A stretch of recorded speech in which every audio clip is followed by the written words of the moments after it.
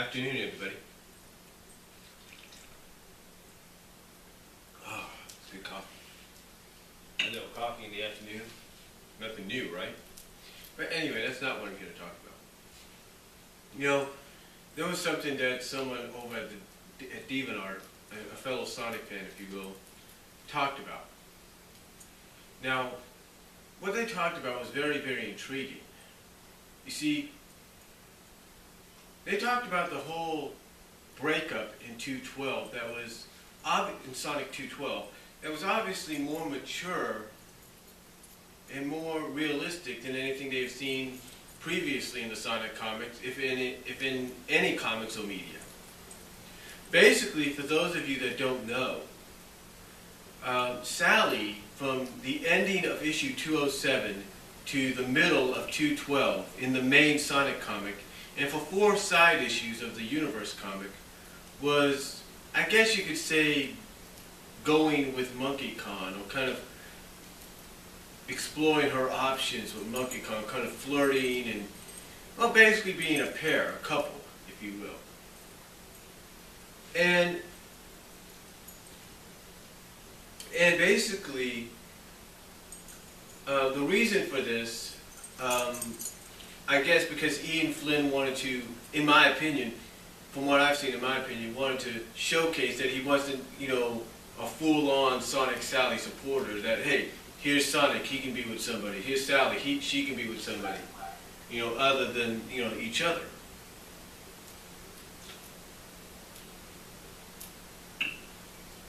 Which is kind of unique in its own perspective. But I can assume that's the only reason Ian did it, to kind of, I guess, prove a point. But this one individual stated that if it wasn't for Carl Bowlers, who did 134, that contains the infamous slap, if you will, that none of this would have been, that none of this would have had to happen. They basically state that Ian Flynn kind of added on to the fuel by doing the whole Monkey Kong Sally deal. You see, one of the things they stated was Monkey Kong, or Ken as he got finally named as in the story, or in that saga, Monkey Kong or Ken Kong, if you will, never really had any chemistry with Sally. Like, there was no chemistry, it just poof, came out of the blue. It's just something that, I guess to quote what JR said in the Rivalries DVD or streaming on Netflix yesterday, that it was just something they just came up with at the last moment, you know, within, you know, the last week or so. Oh, okay, let's go with that. Instead of building it up. And that was the one thing they noticed, that there was no real build-up to it. I mean, you had a few hints here and there, but there was no real build-up. It just came out of the blue.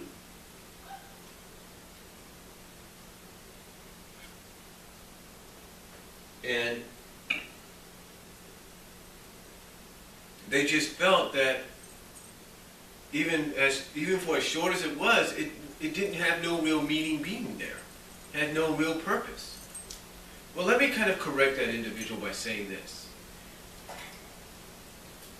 True, it probably didn't have no real purpose, because there was, like you said, no build-up, no chemistry.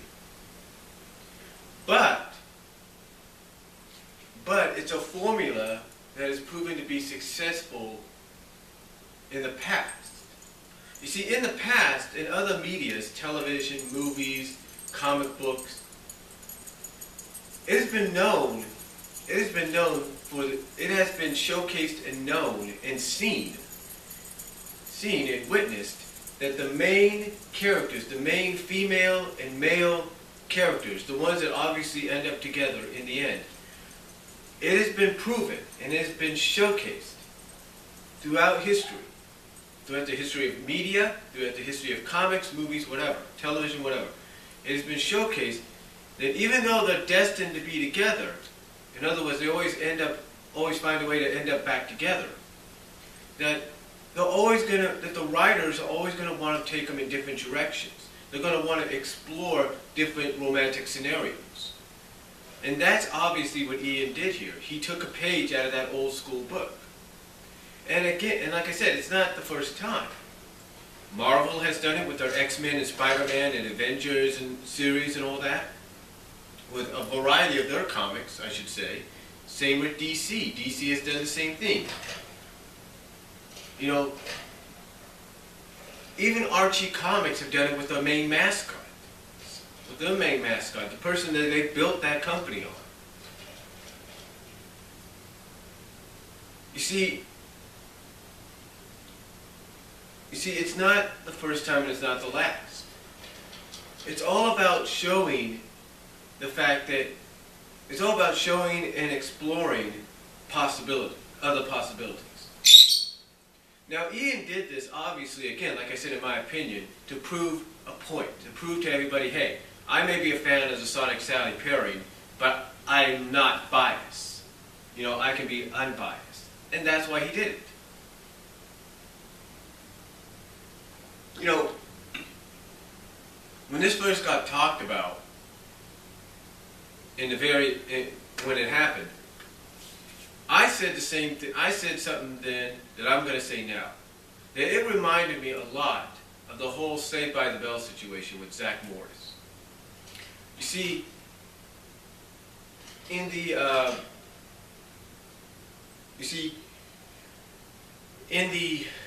Hawaiian style movie, which precedes the senior year, if you will, in the regular series.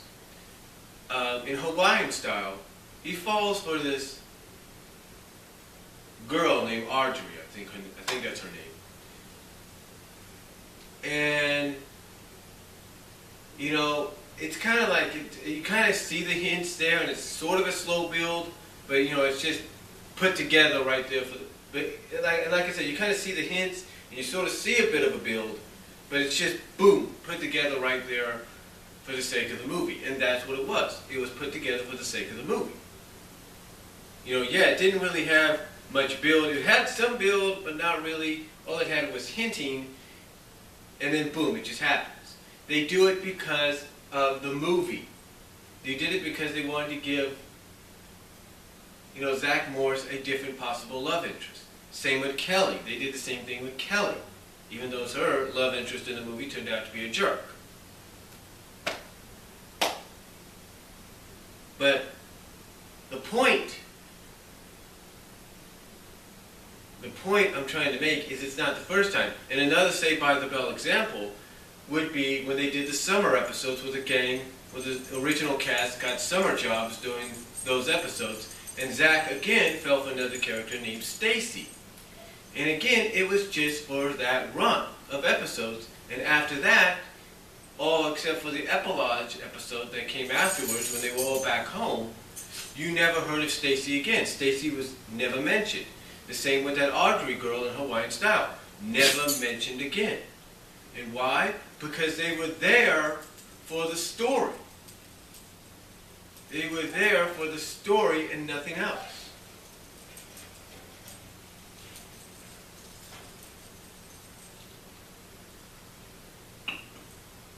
I mean, heck, you can even look at the college years. All right? You can look at the college years. And you had Kelly Kapowski going after this professor and vice versa.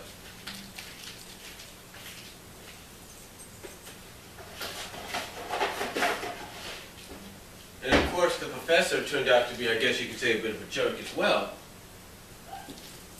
But the point is, after that little temporary run, if you will, that temporary relationship, the professor was never really mentioned that much ever again. Except at the end of an episode, except at the end of the final episode, where he finds out during the credits that Kelly and Zach are getting married. But again, and I know I'm saying again a lot, so I apologize. But again, when we got to the movie, he was never mentioned. You see, that's the whole situation about these kind of relationships in these. That's the whole situation with these kind of relationships in these storylines. They're only for the story. Only for the story. And that's exactly why Ian Flynn did what he did. He wanted to explore, he wanted to, again, in my opinion, show that he wasn't, he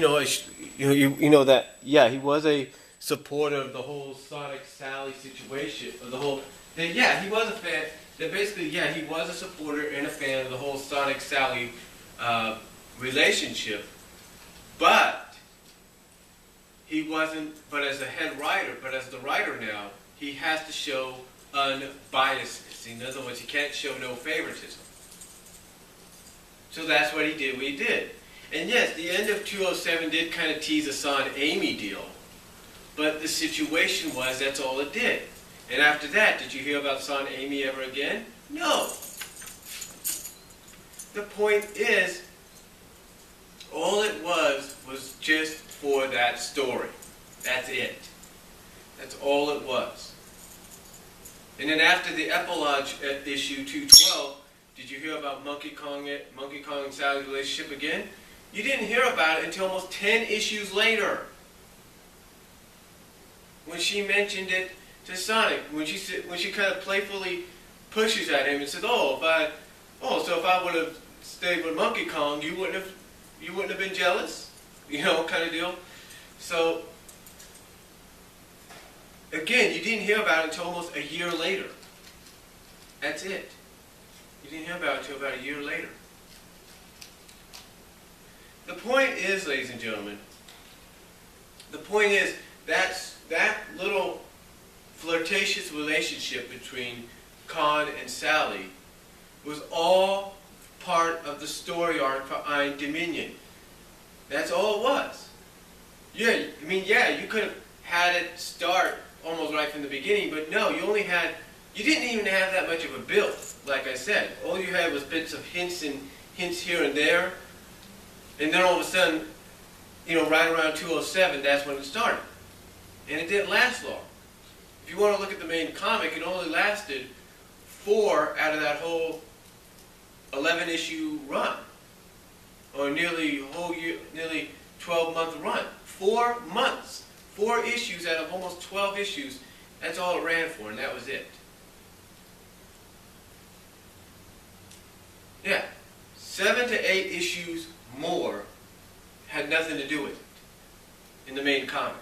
And of course, if you want to add in the 4 issues of the Journey to the East tie-in story in Sonic Universe, then you could say 8 out of the 12, but still, main comic-wise, in which this story was mainly focused in, main comic-wise, there was only 4 issues together that focused on it. The ending of 207, when you add in the ending of 207 in the middle part of 212, that's 4 issues almost. That's it.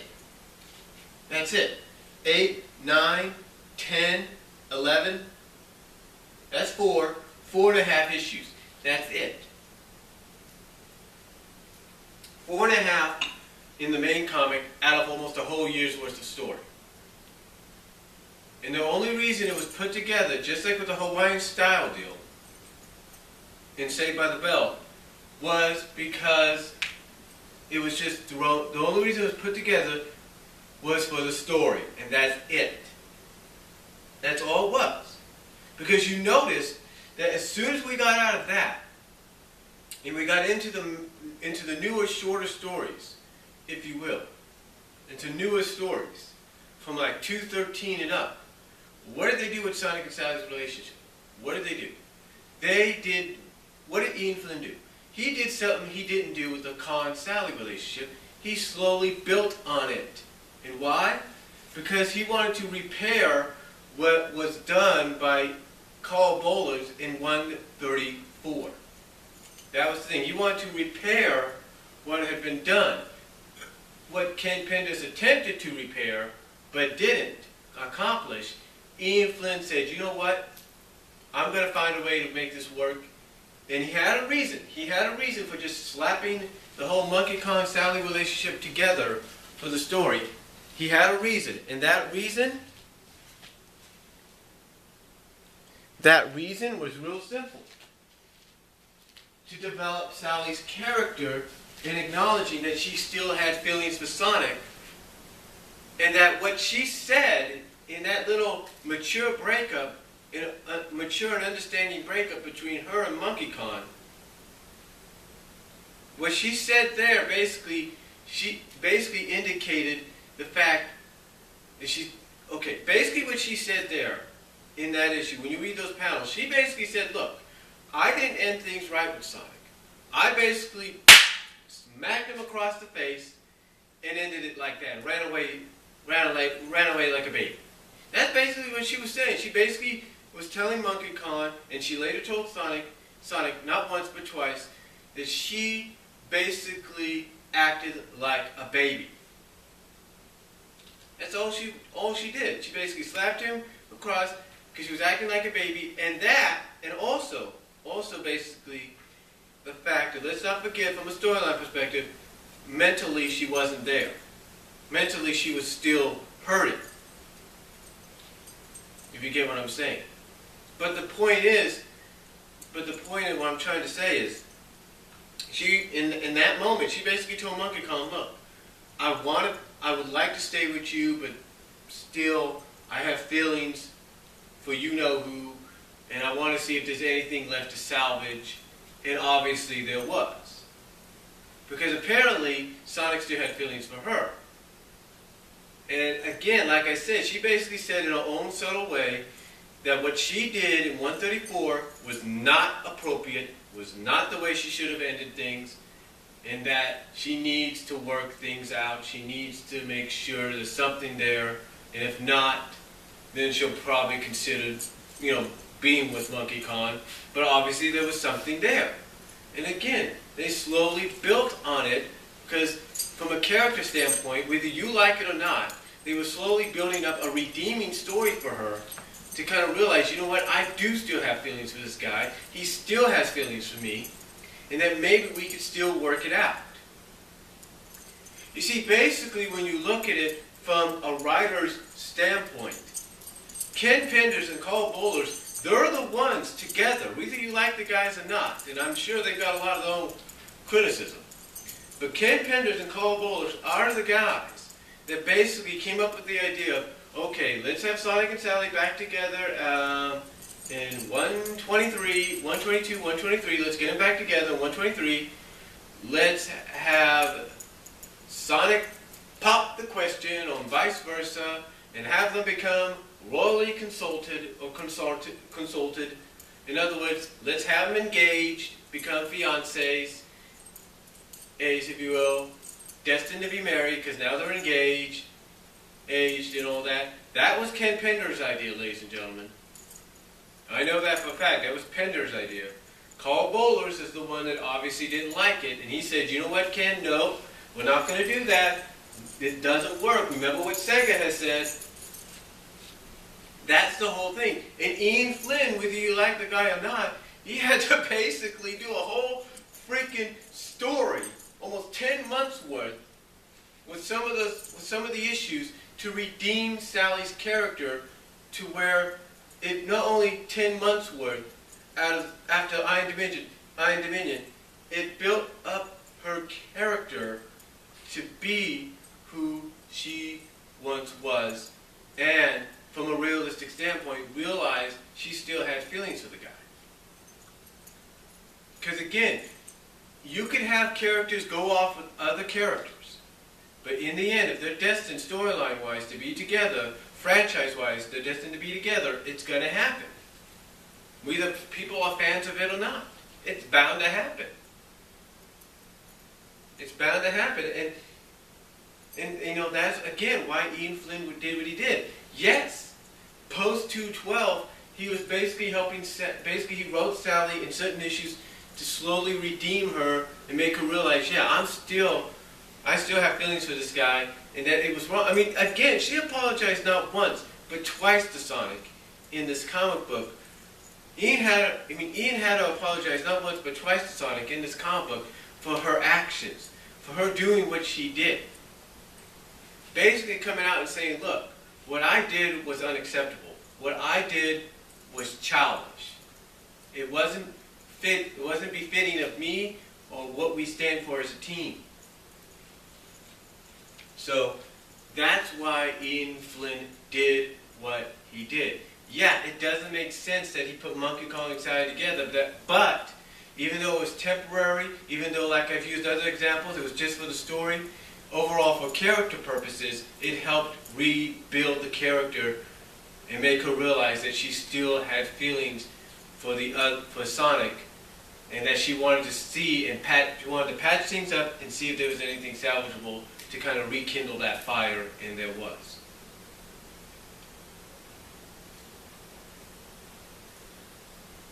The point is, ladies and gentlemen, you know, a lot of you, like this individual, the link will be provided below, a lot of you may not agree with the whole Monkey Kong Sally relationship, just coming out of the blue and being slapped together at the last moment, if you will, in 207. In 207, being slapped. Hold on. Again, like I say, being slapped together at the last second, if you will, at the last moment, without any real build-up. I can understand a lot of you dislike that, but the fact of the matter is this, folks. The fact of the matter is this. We may not like the decisions that, Archie Comics makes. We may not like the decisions certain comic book writers or television writers or whatever. We may not like it.